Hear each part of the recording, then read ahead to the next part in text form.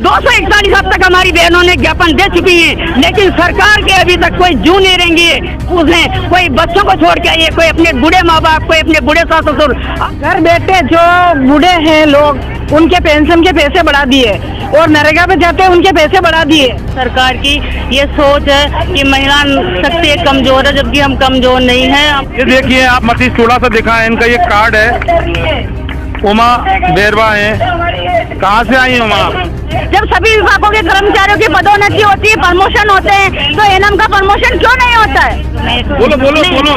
जब तक आप बोलोगे नहीं, जब तक कि नारी शक्ति मजबूत कैसे होगी? हम अन्याय बिल्कुल नहीं सहेंगे। हमारे एक ही मन से हो रही है 3600 पे ग्रेड करवा दो, हमारी मांगे पूरी होनी चाहिए। वो भी स्क्रीन पर शहीद स्मारक पर मैं अभी खड़ा हूँ, काफी सैकड़ों की संख्या में महिलाएं, काफी इन महिलाओं में आक्रोश है।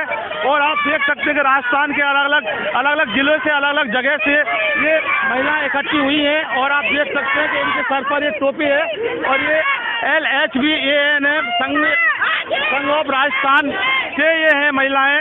और मैं आपको बता दूं कि इनकी कुछ मांगे हैं।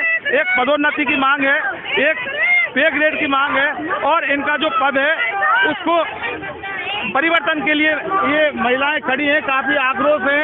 हम इनसे बात और करेंगे।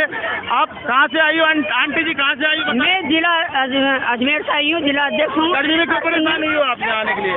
आज हम भैया हमारी मांगों को लेकर हमारी सब हर राजस्थान के कोने कोने से आज बहनें इकट्ठी हुई है, क्योंकि हमने 241 ज्ञापन दे चुके हैं, फिर भी सरकार हमारी मांगों 241 अब तक हमारी बहनों ने ज्ञापन दे चुकी हैं, लेकिन सरकार के अभी तक कोई जू नहीं रहेंगी कि आज हमारी बहनें इतनी दूर दूर से आई है। कम से कम इनकी दशा तो पूछ लें, इनकी स्थिति तो पूछ लें। कोई बच्चों को छोड़ के आई है, कोई अपने बूढ़े माँ बाप, कोई अपने बूढ़े सास ससुर, आज उनका कोई ये पूछने वाला नहीं है। हम आज बड़ी दोपहरी में 2 बजे तक हम यहाँ वैसे वैसे बैठे रहे, लेकिन कोई नेता, कोई मंत्री, कोई हमसे ये नहीं पूछा कि आज बहनों तुम किस लिए आई हो, क्या तुम्हारी समस्या है, क्या बहन है।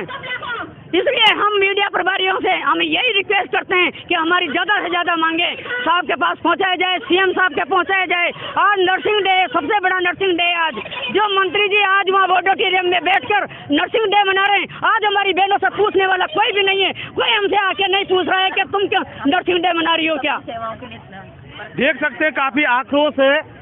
आप बताएं।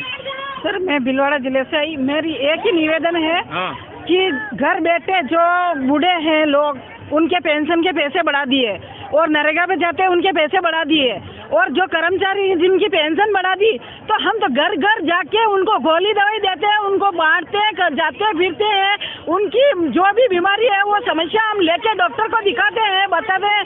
सारे काम जो क्या बोले एक इंसान करता है, पूरा घर का, पूरा परिवार का कल्याण का काम हम करते हैं, फिर भी हमारे साथ में दुर्व्यवहार है। फिर भी दुर्व्यवहार है।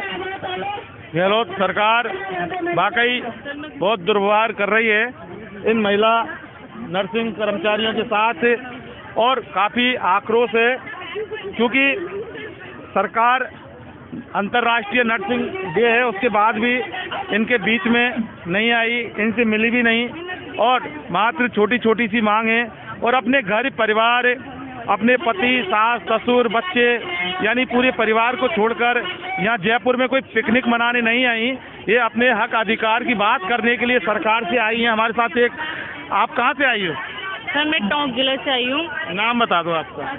सर, मेरा नाम रिंकी परीडवाल है। मैं ये कहना चाहूँगी सो गलत सरकार से कि अपने जो नर्सेज की पद एक महिला से हुई है, जो सारी महिलाएं, सारे डिस्ट्रिक्ट की बहनें यहाँ एकत्रित हुई है, तो उन्होंने यहाँ पर नर्सेज दिवस का सम्मान देने यहाँ पर हमारे पास नहीं है, जबकि वो बिरला ऑडिटोरियम वहाँ पे चले गए हैं। तो एक महिलाओं के साथ दुर्व्यवहार है। सरकार की ये सोच है कि महिला शक्ति कमज़ोर है, जबकि हम कमज़ोर नहीं है। हम उनको भी बता देंगे कि महिला शक्ति क्या होती है। आज नर्सेज डे के दिन हम अभी तो अहिंसक तरीके से हमारा आंदोलन था, और कल से हमारा उग्रवादी रूप होगा। और जैसे भी महामारी में भी हमने बहुत सा किया। कोविड के अंदर एक डॉक्टर तो मना कर देते थे पेशेंट को छूने के, अपने घर के अंदर आगे रखते थे, शीशा वाला है ना, हाँ, 2 गज की दूरी, मास्क जरूरी, दूर से बात करते थे। जबकि हमको NMLH को ऐसे कह दिया जाता था कि तुम्हें वैक्सीन करनी है, तो हमने जो टीकाकरण किया है कोविड में इस महामारी के अंतर्गत, जिसमें पॉजिटिव पेशेंट निकल रहे थे, उस टाइम भी हमने लोगों को टच कर करके और उनका वैक्सीन लगाया है। जो पॉजिटिव गर्भवती महिलाएं हैं उनका मतलब संपर्क किया, उनका टीकाकरण किया है, उनको सेवाएं दी है, उनके सीधे टच में रहकर। इस कारण से हमारी कई बहनें भी शहीद हुई है उसके अंदर। जिंदगी और मौत को आपने बहुत नजदीक से देखा है। सरकार ने हम रीढ़ की हड्डी है, हमें धकेल दिया जाता है एक महिला समझकर, हमें कोविड महामारी के अंतर्गत सीधे लोगों के संपर्क में भेजा जाता है। तो हमने मन से उनकी सेवाएं की, और जबकि एक डॉक्टर है तो उनकी अभी जो हड़ताल की उन्होंने, तो उनकी मांगे जल्दी मान ली गई, जबकि उन्होंने लोगों के साथ कितना भेदभाव किया। दूर आपको बहुत कमजोर समझा जाता है, कमजोर समझ रही है सरकार, जबकि आप बहुत मजबूत है। और हमने लोगों से कितनी सेवाएं की है, उन्होंने कितनी बड़ी महामारी में साथ दिया है सरकार का, कोविड टीकाकरण का, इस महामारी से भारत को बचा लिया है। ये देखिए काफी दर्द है इन महिला नर्सिंग कर्मचारियों में, और सब कुछ ये बता रही हैं। आपका क्या कहना है, आप कहाँ से आई हो, बताओ थोड़ा सा। ये देखिए आप मतीश थोड़ा सा दिखाएं, इनका ये कार्ड है। उमा बेरवा हैं, कहाँ से आई हो उमा? मैं भीलवाड़ा से आई हूँ, साड़ा ब्लॉक से आई हूँ। और मेरा राजस्थान सरकार से यही निवेदन है कि अगर सरकार ने हमारी मांगे नहीं मानी तो आगामी चुनाव में उनको इस हड़ताल का परिणाम भुगतना पड़ेगा। जब तक हमने कोई गलत मांग नहीं करी, हमारी सभी मांगे न्यायोचित है।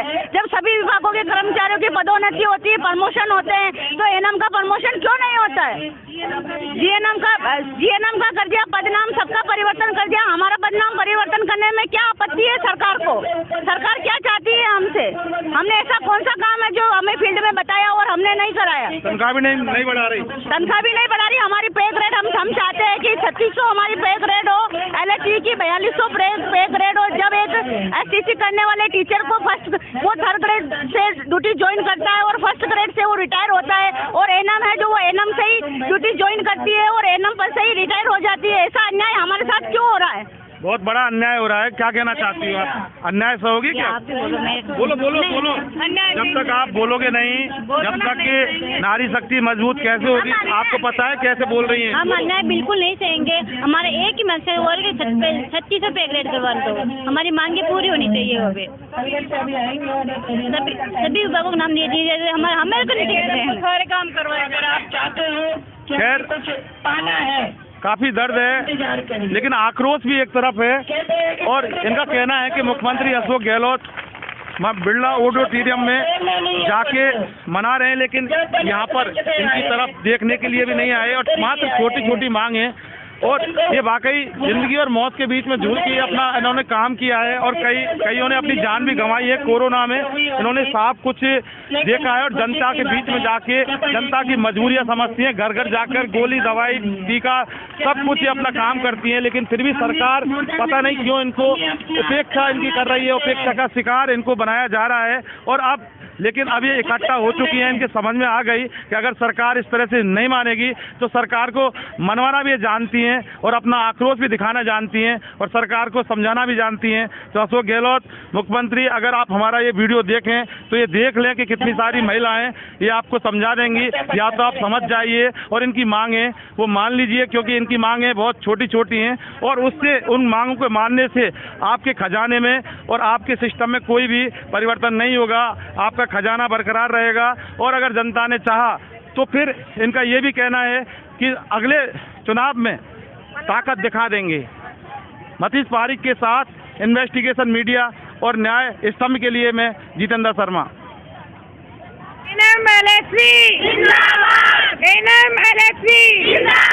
नारी शक्ति हमारे